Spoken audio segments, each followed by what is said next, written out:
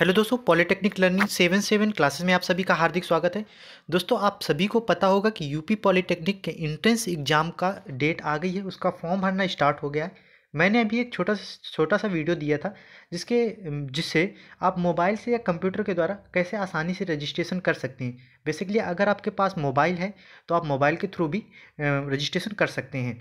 इसके साथ साथ अब यहाँ पर मैं सबसे जो इम्पोर्टेंट वीडियो आपको देने जा रहा हूँ कि यूपी पॉलिटेक्निक 2022 में कौन कौन फॉर्म भर सकता है।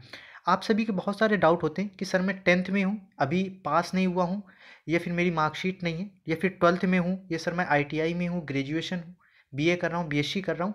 आपके सारे डाउट्स इसी वीडियो में आपको क्लियर हो जाएंगे। आपको किसी से भी पूछने की ज़रूरत नहीं पड़ेगी। एक एक डाउट में सारे आपके लूँगा कि अगर आप क्वालिफिकेशन के अकॉर्डिंग आप किस कैटेगरी से हैं, जनरल से, ओबीसी, एससी एसटी से हैं, अगर आपकी एज के अकॉर्डिंग आप फॉर्म भर सकते हैं, कौन सा फॉर्म आप भर सकते हैं, वो भी मैं किस ग्रुप का फॉर्म भर सकते हैं, वो सारी की सारी लाइव में दिखाऊंगा कि आपका फॉर्म में भी किस तरीके का ओपन होगा, जहाँ पर आपको कौन सी चॉइस फिलिंग करनी होगी। ठीक है, तो सबसे पहले यहाँ पर देख लीजिए कौन कौन से फॉर्म भर सकते हैं। तो मैं एक तरफ से चलता हूँ स्टार्टिंग से। देखिए दोस्तों, सबसे पहले जो मैंने मेन कैटेगरी डिसाइड की है कि आपकी क्या क्या चीज़ें होना अनिवार्य है सबसे पहले। तो सबसे पहले देख लीजिए दोस्तों, सबसे पहले जो आपका अनिवार्य होना है वो है एज। अगर आपकी एज 14 साल से ऊपर है तभी आप फॉर्म भर सकते हैं। अगर आपकी 14 साल से एज कम है तो आप फॉर्म नहीं भर सकते हैं, चाहे आप 10th पास कर लिए हो या नहीं कर लिए हो, इससे कोई मतलब नहीं है। दूसरी बात आती है, हाँ, मैक्सिमम लिमिट की बात करें तो देखिए पहले दोस्तों एक मैक्सिमम लिमिट होती थी लगभग 35 से 40, लेकिन इस बार मैक्सिमम लिमिट नहीं दी गई है। आप कितने भी साल के हों आप आसानी से फॉर्म भर सकते हैं। बात करें दूसरी की कैटेगरी की, डिसाइड करते हैं चाहे आप जनरल से हों, ओबीसी हो, एससी एसटी, किसी से भी जाति से बिलोंग करते हों, आप ये फॉर्म भर सकते हैं। हिंदू, मुस्लिम, सिख, ईसाई, आप किसी भी रिलीजन से हैं तो भी आप फॉर्म भर सकते हैं। आप किसी भी स्टेट से हैं, किसी भी राज्य से हैं, ऑल ओवर इंडिया कहीं से भी हैं आप फॉर्म भर सकते हैं, इसमें कोई डाउट नहीं है। बात करते हैं क्वालिफिकेशन की, तो दोस्तों आप 10th पास हैं, 12th हैं, आईटीआई, ग्रेजुएशन कुछ भी हैं, सब फॉर्म भर सकते हैं। अब देखिए लेकिन उसमें डिसाइड दोस्तों ये होता है कि आप अगर आप 10th से हैं तो आपके लिए डिसाइडेड ग्रुप होंगे कि आप इस ग्रुप का फॉर्म भर सकते हैं। अगर आप 12th हैं तो फिर उसमें आपको ग्रुप डिसाइड हो जाते हैं। अगर आप आईटीआई या ग्रेजुएशन हैं तो भी आपके ग्रुप डिसाइड हो जाते हैं। तो वो उसी के अकॉर्डिंग मैं आपको बताऊंगा। अगर आप 12th या 10th में अपेयरिंग है तो आप कैसे फॉर्म भरेंगे, क्योंकि उसमें आपको मार्क्स भी मांगेगा, तो आपको क्या भरना होगा, सारे डाउट इसी में क्लियर करूंगा। ठीक है, तो अब देखते हैं सबसे पहले ग्रुप की बात करें दोस्तों, तो टोटल पॉलिटेक्निक में 12 ग्रुप होते हैं। ये ग्रुप मैंने नीचे लिख भी दिए हैं, ABCDEFGHIJKL, लेकिन इसके कई सारे ग्रुप होते हैं, जैसे डी के कई सारे ग्रुप हो गए। ठीक है, अभी ये नया जो ग्रुप आया है दोस्तों, ये अभी नया ग्रुप इंट्रोड्यूस हुआ है, इसी साल आया है, ग्रुप एल। ठीक है, तो ये सारे के सारे ग्रुप हो गए। तो इसमें से कुछ स्पेसिफिक ग्रुप होते हैं, आपके क्वालिफिकेशन के अकॉर्डिंग आप स्पेसिफिक ग्रुप में भर सकते हैं। लेकिन अभी जो इस बार एक नया रूल आया है कि आप मैक्सिमम 3 ग्रुप में फॉर्म भर सकते हैं। ठीक है, कितने, मैक्सिमम 3 ग्रुप में फॉर्म भर सकते हैं। चाहे तो आप एक ही ग्रुप से फॉर्म भर दीजिए, अगर आप चाहते हैं कि और भी, क्योंकि दोस्तों पहले ऐसा होता था कि आपको हर एक ग्रुप के लिए अलग रजिस्ट्रेशन करना पड़ता था, लेकिन उनके क्या होते थे कि पेपर एक साथ होने लगे। जैसे अगर फर्स्ट पाली में हो सकता है फर्स्ट पाली में ही ग्रुप ए का भी हो और दूसरे ग्रुप का भी पेपर होने लगा, तो अगर आपने 2 ग्रुपों से भर के रखा है तो फिर आप फॉर्म नहीं, मतलब नहीं दे, एग्ज़ाम नहीं दे सकते थे।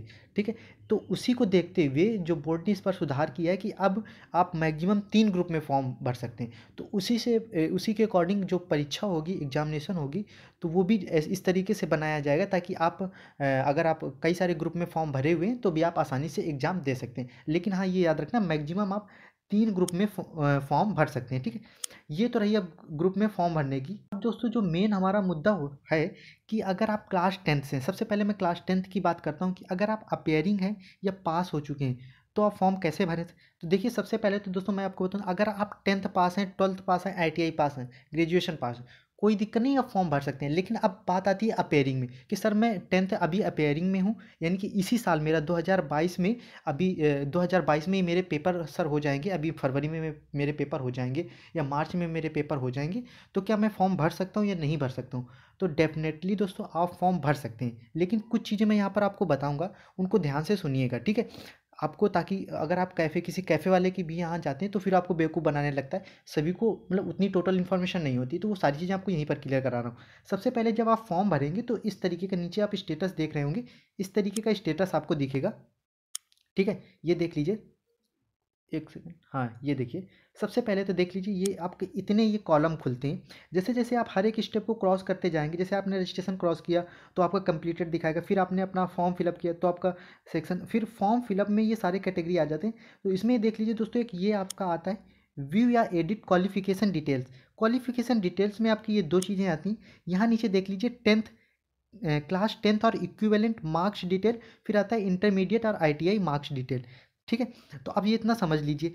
तो अगर आपने ग्रुप ए सिलेक्ट किया, ठीक है, अगर आपने ग्रुप ए सेलेक्ट किया या फिर कोई दूसरा भी, तो सबसे पहले मैं बात करता हूँ, अगर आप ग्रुप ए से भर रहे हैं फॉर्म, या फिर जिस भी ग्रुप की जो मिनिमम क्वालिफिकेशन 10th है उससे अगर आप भर रहे हैं तो आपको इस तरीके से दिखेगा। अब यहाँ पर देख लीजिए, सबसे पहले तो आपको पासिंग स्टेटस, तो अगर आप अपेयरिंग में हैं तो अपेयरिंग भर दीजिएगा, अगर आप पास हैं तो पास भर दीजिएगा। अब जैसे अगर आप अपेयरिंग में हैं तो आप कब पास होंगे, तो आप 2022 में ही पास हो जाएंगे, तो आपको 2022 पास कर दें, लिख देंगे। लेकिन अब यहाँ पर देखिए, इसी वजह से यहाँ पर दो चीज़ें दी गई हैं, ठीक है। अगर जो स्टूडेंट अपेयरिंग में है तो उन्हीं के फ़ायदे के लिए दो चीज़ें दी गई हैं, रोल नंबर और रजिस्ट्रेशन, ठीक है। ये चीज़ थोड़ा देख लीजिए।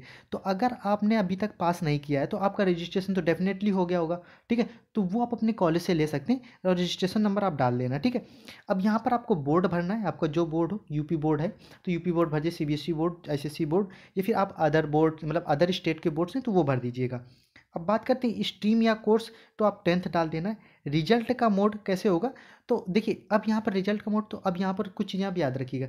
अगर आप अपेयरिंग में हैं, ठीक है, अगर फिर भी आपसे यहाँ पर मांग रहा है तो क्या करें, परसेंटेज में डाल दीजिए। अब यहाँ पर आपको देखो, मैक्सिमम मार्क्स कितने का होता है, 600 का होता है। ऑप्टेन मार्क्स कितने हैं, तो आपको ऑप्टेन मार्क्स भरने को आएगा, तो आप अपने, अब यहाँ पर आपको अपनी स्किल यूज करनी कि आप कितने मार्क्स ला सकते हैं। तो देखिए सबसे पहले तो अगर आप जैसे आपने यहाँ पर सपोज भर दिए कि आपने 80% के अकॉर्डिंग, जैसे आपने 400 नंबर भर दिए, सपोज मैं बता रहा हूँ, जैसे आपने 400 नंबर भर दिए, 80 जितना भी आपका बन रहा हो, हाँ चलिए मैं 400 नंबर भर देता हूँ, सपोज आपके 65% बन रहे हैं, ठीक है। तो आप यहाँ पर भर दीजिएगा। अब यहाँ पर जैसे आप पूछेंगे कि नहीं सर, अगर मैंने यहाँ पर भर दिए तो बाद में क्या प्रॉब्लम आएगी, तो सबसे पहले ध्यान रखिएगा, यहाँ पर आप जो मार्क्स भर रहे हैं, यहाँ आपको आगे काउंसलिंग में हो चाहे एडमिशन में कोई प्रॉब्लम नहीं आएगी। ये मैं गारंटी के साथ कहता हूँ, क्योंकि पिछली बार भी मैंने काउंसलिंग से हर एक चीज़ें अच्छे से बच्चों को करवाई और गवर्नमेंट कॉलेज भी मिले।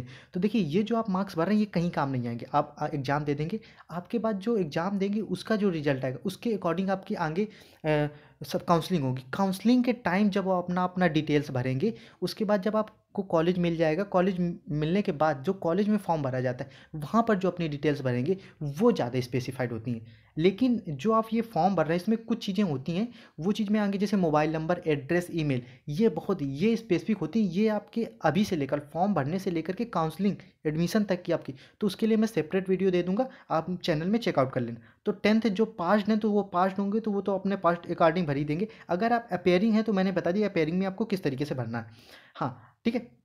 अब तो ये रहा 10th का। अब बात करते हैं 12th की। तो देखिए दोस्तों, अगर आप 12th से हैं, अगर यानी कि आप 12th अपेयरिंग है या फिर पास्ड हो चुके हैं, तो देखिए जो स्टूडेंट पास हो चुके हैं तो उनके लिए तो सेम पैटर्न 10th का, तो इसी तरह अगर आप 12th पास किए तो डेफिनेटली आपने 10th पास किया होगा, तो 10th तो आप इस तरीके से भर देंगे। रही 12th वाली बात, तो 12th में क्या करना है, 12th भी जिस तरीके से मैंने बताया कि जैसे अगर आपका पास्ड हो चुके हैं तो पास भर दीजिएगा, अगर आप अपेयरिंग में हैं तो अपेयरिंग भरिएगा, ठीक है।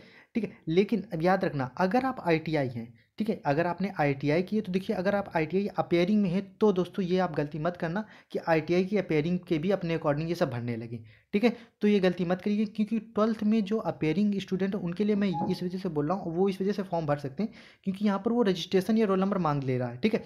लेकिन क्या होता है कि जैसे आईटीआई में भी आप अपना रजिस्ट्रेशन नंबर भर सकते हैं, लेकिन क्या होता है, हो सकता है आपको बाद में प्रॉब्लम हो जाए, तो इस वजह से जो 12th के स्टूडेंट हैं वो अपेयरिंग में भर देना। यहाँ पर बोर्ड आप अपना सेलेक्ट कर लेना, जो आपका 12th यहाँ पर सेलेक्ट कर, पासिंग ईयर जिस भी 2022 में ही पास होंगे अब तो आप तो 2022 भर देना। मिनिमम और मैक्सिमम मार्क्स तो आपको पता ही होगा, और ऑप्टेन जितने आप मार्क्स प्राप्त करेंगे वो अपने अकॉर्डिंग भर देना। परसेंटेज अपने अकॉर्डिंग मतलब जितना बन रहा है उतना भर देंगे, ठीक है। तो इस तरीके से आप अगर आप 12th हैं तो 12th में पास हो चुके हैं फिर अपेयरिंग में तो भी भर देना। अब ये याद रखना कि अगर आप लेटरल एंट्री का फॉर्म भर रहे हैं 12th से, ठीक है, लेटरल एंट्री का फॉर्म 12th से ही भरता है। तो अगर आप चाहें तो लेटरल एंट्री को 12th से भी भर सकते हैं, और अगर आप आईटीआई या पेयरिंग से भरना चाहें तो आईटीआई या पेयरिंग से भी भर, मतलब आईटीआई से अगर भरना चाहें तो आईटीआई से भी भर दीजिएगा। ठीक है, लेकिन ये जरूर चेक कर लीजिएगा, क्योंकि फिर आपको जैसे अगर हो सकता है कि अगर आईटीआई वाले, वैसे मैं यहाँ बता रहा हूँ जो आप यहाँ पर मार्क्स भर रहे हैं वो आगे आपको कहीं नहीं लगेंगे।